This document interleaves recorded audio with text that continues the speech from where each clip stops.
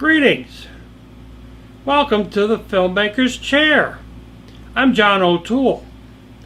I hope you're enjoying my series of the FilmMakers Chair. I'm just a newbie at this. I really am. And you probably could say, I wish you could do this better. I wish that could better. It should flow a little better. But I'm doing it. Every time I do a video and I look at it, I go, oh shoot, I wish I did this. I wish I did that. Particularly if it's been already published. Once it's been published, it's like, well, what's the point of fixing it now? Like my one with the bears on the Go for a Ride. And I go, well, if I could have done this, I could have done that. But I may not have the original video anymore. The size of these files could be rather massive. So after a while, I usually don't keep the original stuff. I get it into a So this show, the FilmMakers Chair, is about pictures that I have taken on trips. Is how I went about creating this series. So I basically did a screenshot of my editing of creating my photos, turning my photos into a video, and into a video that works for watching it like we're watching it. So essentially what I do is I take the photos, load it into the editing program. Now at home I use Filmora, and at the studio we're using I use Final Cut on the iMac. You can also use Adobe Premiere if you like Adobe Premiere. But most of us are very familiar with Final Cut. So you take your photos and you drop them into your editing program. Now if you have to do any kind of particular editing to each photo, a lot of things you can do in Final Cut. But if you have to go and maybe remove some images off of it, like erase something out of a character and that particular picture is special to you, then you might have to use Adobe Photoshop to fix it up a little bit. But you know, that's also very doable also. So essentially you do is you drop all your photos into the editor. You go through and you position them all the way you wish.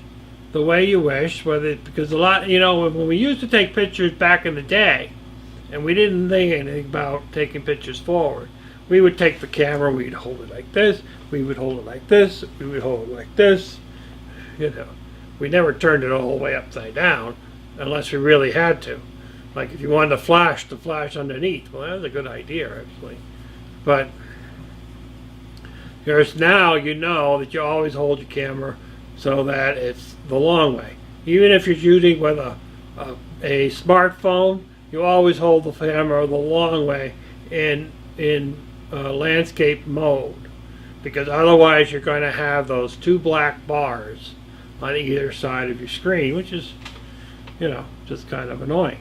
So you're going to go through all your pictures and you're going to make them the way that you want them to present. Now that could be 100 pictures, that could be 20 pictures, that could be 1,000 pictures. So you might take a little time to be prepared to be hanging out there for a while, and you get all your pictures in the sequence that you want. Once you're done with that, what you do is you export that video out of your video editor. And you're going to probably use the quality that you want, the 29.9 frames per minute, and you know, 1080 or 720, you know. And then what you're going to do is, once that's done, you're going to delete the photos from your timeline, or you can, you know, save it in another project. And you're going to import that video you just exported back into your editing program. And then now what you can do is you can edit the time that this thing is. So if it's 4 hours long or 5 hours long, you can go in and edit it, the time frame, and speed it up so that it can be down to like 7 minutes or 8 minutes or 10 minutes. Anything over 10 minutes, it's got to be really interesting to keep people's attention. But it's up to you. It's totally up to you. But if you're going to put it into like the variety show, it needs to be around 7 minutes. Just so there's enough room in there for everybody to submit their videos. If it's really fascinating, you can get your 28 minutes in there, then you could do that also. It's up to you what you want to do with it. Or if you're doing this for your own purposes at home, and you're going to put it on YouTube, the length of the video is totally up to you. But what you're really doing is you're offering your picture viewing to be much faster. So maybe a quarter of a second, or a third of a second, or a tenth of a second. But you're going to see the images flash up on the image, and then you can kind of do some music and do some special effects and make it, fascinating to the viewer. And then once you're all done, put in titles, all that kind of stuff, you can export it again into your final video, and then you're free to do whatever you wish with it. It's a nice way to take a 4 or 5 hour video and cut it down. So here it is, my video, showing you how I did a small video as an example, creating videos from your photos. Okay, so this is how I go about doing creating a video with my pictures, and it's kind of a unique system idea of doing it so I have to go into my pictures. On my computer I have my main storage of data, which pictures, videos, and files are on a secondary drive, so and that would be this one. And then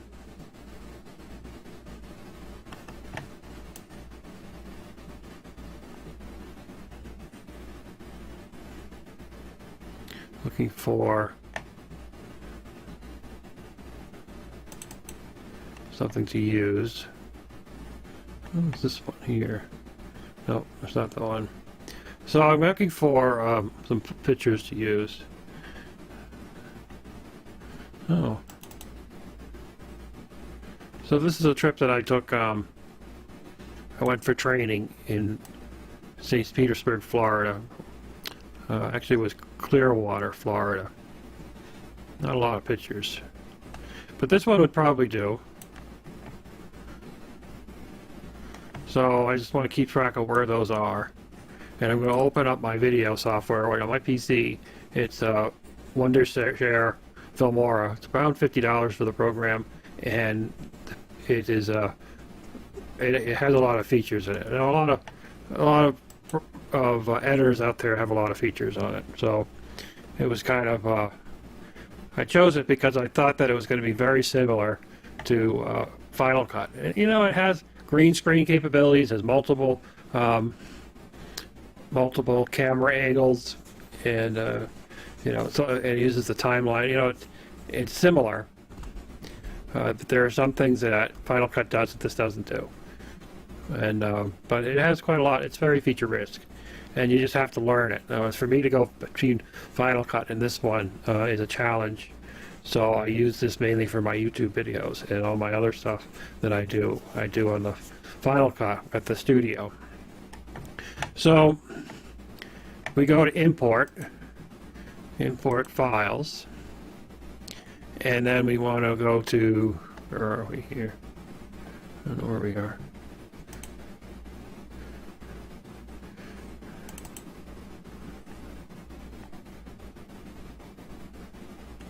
Pictures, and what we got? Florida, right?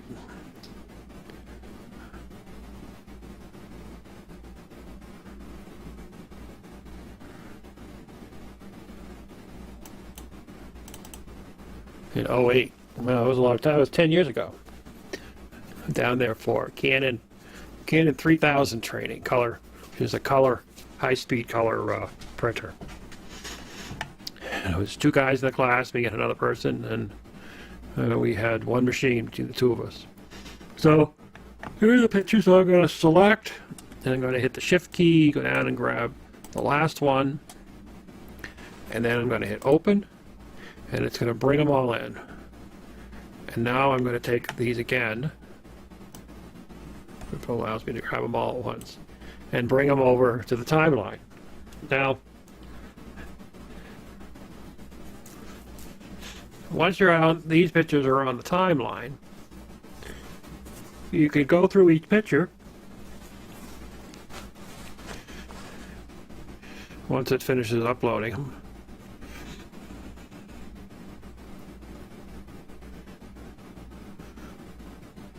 Okay, so now what's easier to do is to expand out the things so that you can look at them, and you can get your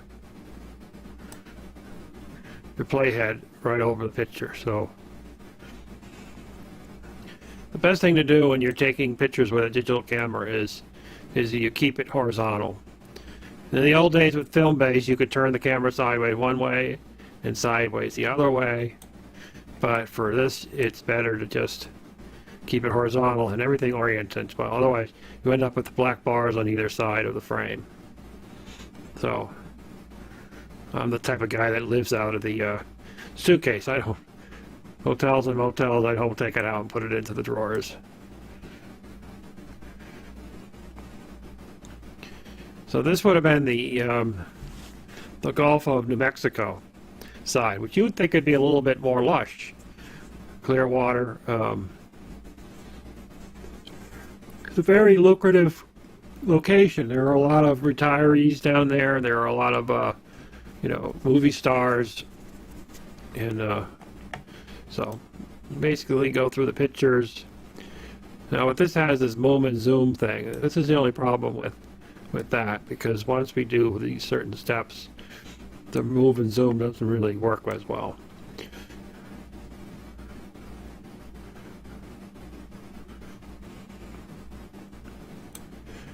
And what's amazing is that, to me, I guess it isn't amazing because I've been shooting photographs since I was knee-high to a grasshopper.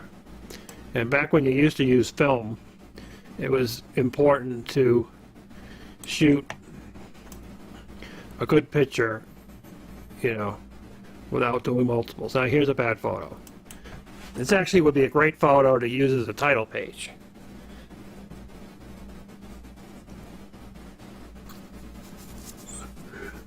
Or a credits page.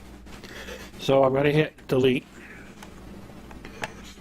And I'm going to move our line down a little more. A lovely bunch of coconuts.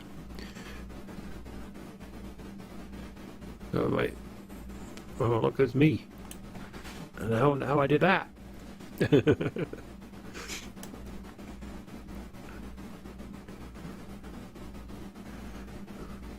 Flies on rice. Yeah, there was a restaurant we were at. It was really great food, but the flies were horrible. And these were them. So that's it on the roll of film, which is, it's a digital camera, obviously. I didn't take as many pictures, as I would think I would. But it was more experience, driving around and enjoying myself and taking less pictures. Alright, so here we are, we have this loaded out. So it looks like the time frame on this is 4 minutes. 4.5 minutes. Which isn't really all that long. But, say for example, it was 800 pictures, or 1,000, or 2,000, pictures to this, and you didn't want to, nobody wants to watch an hour long watching photographs. Now the eye is accustomed to watching 30 frames per second. I mean, that's what a movie is. So it's not so unheard of to look at a photograph at 1/4 of a second, but it's a little difficult to adjust it.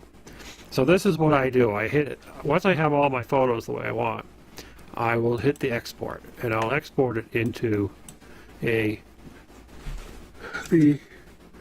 old Florida days. Got an MP4 Although let's keep it an MOV for right now. We have a good resolutions 1920 by 1080.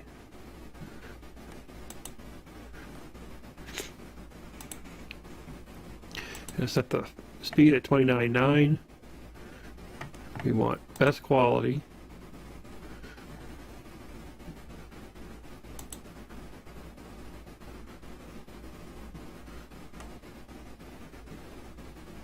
Really what I like is 1080 by 720. It doesn't really give you that option. We'll leave it there for now. And then hit export.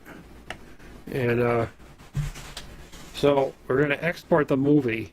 Well, we're going to export the pictures into a movie.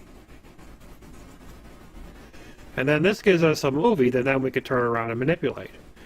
Now, if you missed a photo that was in there, you could clean it up or, you know, cut it out. Say, for example, I was doing some other pictures and my daughter didn't want a picture of her ex-boyfriend in the video, so I had to take that out. And then there was like 900 photos of it.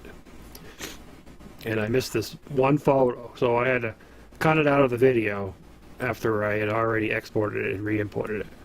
Not a really big deal, because we do that all the time when we're editing photos. So, it's kind of easy peasy.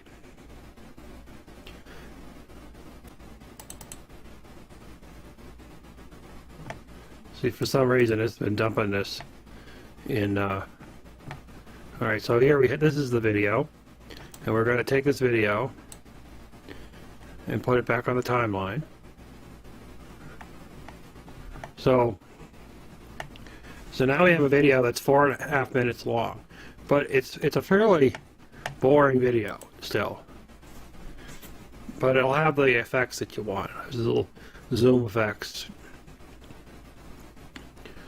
But it's 4.5 minutes long, and you're going to be asleep before, just like it was when we were playing it back before. You're already bored with the whole thing.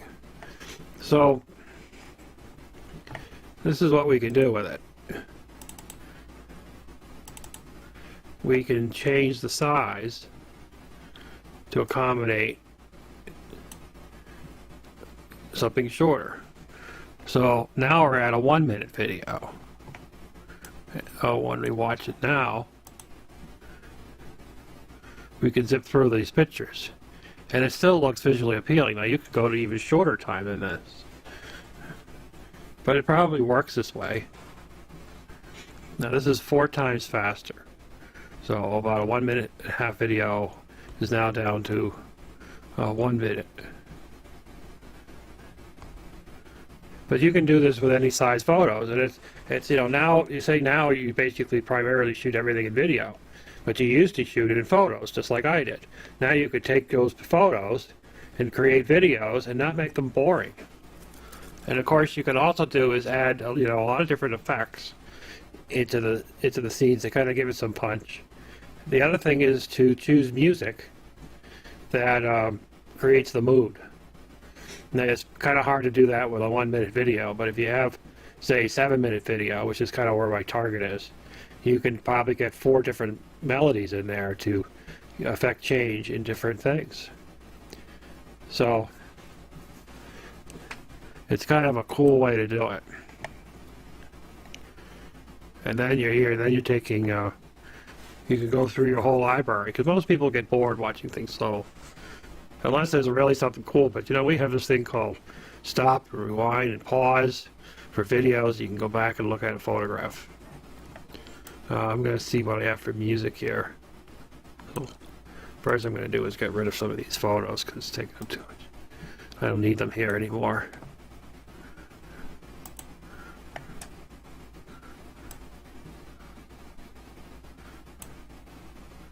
Well, actually, remember this photo here? Now this would make a great photo to stick in the front of the movie.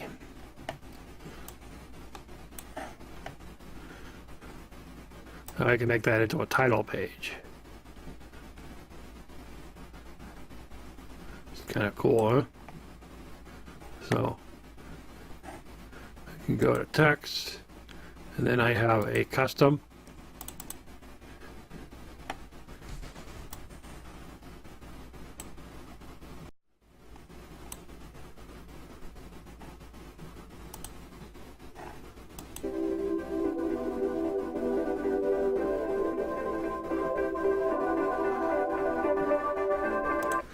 Yeah, you know, I mean, we're just playing here anyway, so I don't know if it's ever going to make it Facebook. It might, but you never know. And I also like to stick in on the end of the my videos is this little thing here. Come on.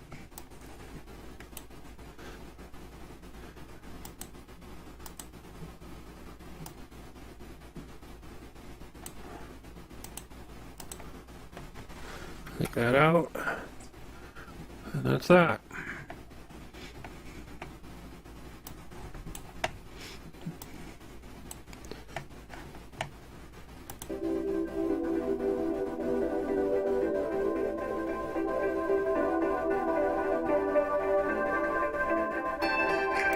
That's pretty good. The only thing I like to fix is I want to make this up that right there, and then oops, shoot, nothing cooperates the way I want. Maybe I'll do it there.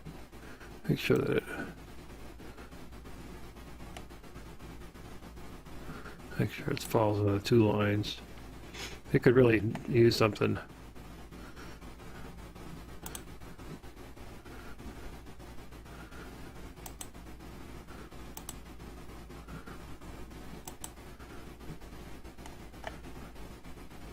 Well, someday I'll look around to see effects for more, but yeah, it's good enough. So that's all set. Now all you got to do is export the video again, and it's 117 megabytes. 1920 by 1080, but we don't really need it that high, so we could go to 720 by 1280. See how that looks. About the same. I wonder if we do it as an MP4. Down to 88. I mean, they're not really substantially great photos, so maybe we can get away with it. So anyway, we got the file name right, and we're going to export it. Now the only thing that this doesn't do is say, hey, you already have a file named that, so do you want to replace it or add another one? I wish it did that, because then I wouldn't have two. And that's it. You got a video you could do whatever you want with it, whether you're going to upload it to YouTube or you're going to use it for some other purpose.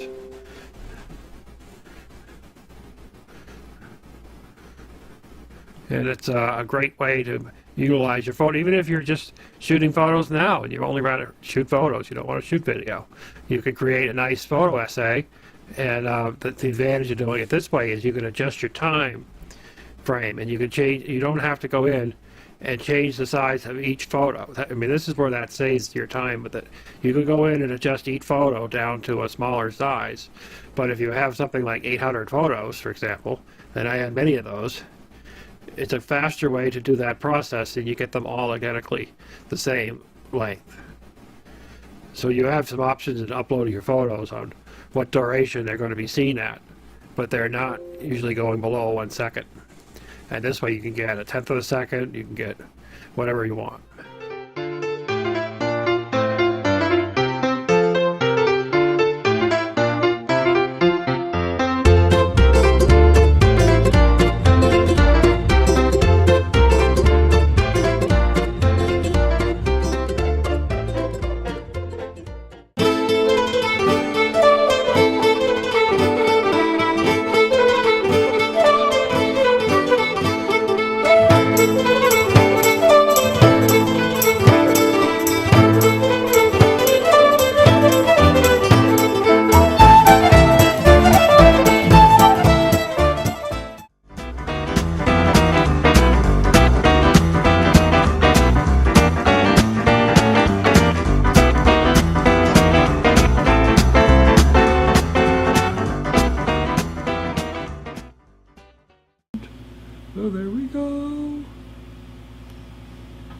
Well, I hope you got something out of that. You might want to, if you can watch this on Vimeo, watch it a couple more times, or see when it's aired and watch it again.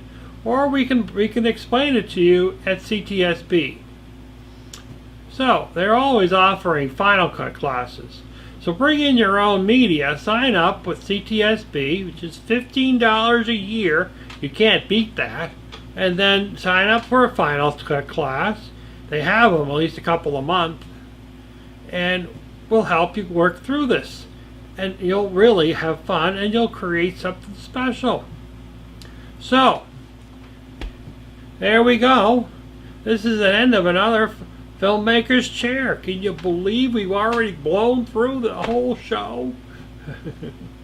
You're probably sitting going, I'm glad this thing is over. I've been waiting for it to finally end so I can watch Gunsmoke.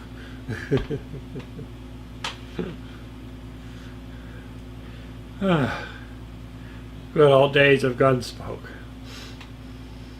Well, there we go. Until next time, keep making videos. Do, do, do, do, do.